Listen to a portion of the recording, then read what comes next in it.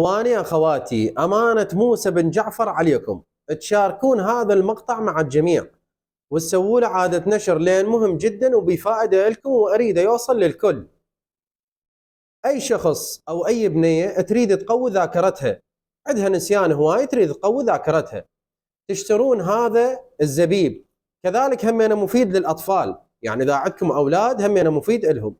تجيبون هذا الزبيب من العطار وتقرؤون عليه هاي الايات المباركه: الحمد مرة، الإخلاص مرة، آية الكرسي مرة، وكذلك تقرون عليه هاي الآية المباركة اللي هي بسم الله الرحمن الرحيم: قل ربي اشرح لي صدري ويسر لي أمري واحلل عقدة من لساني يفقه قولي. ببركة هذا الذكر العظيم راح تصير عندكم ذاكرة قوية وحفظ قوي، وبعد ما تنسون شيء.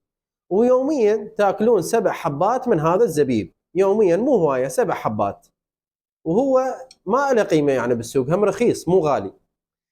اللهم بحق محمد وآل محمد نتمنى التوفيق لكل اخواتنا وبناتنا وشبابنا واولادنا واطفالنا، واخر دعوانا الحمد لله رب العالمين، وانا لله وانا اليه راجعون.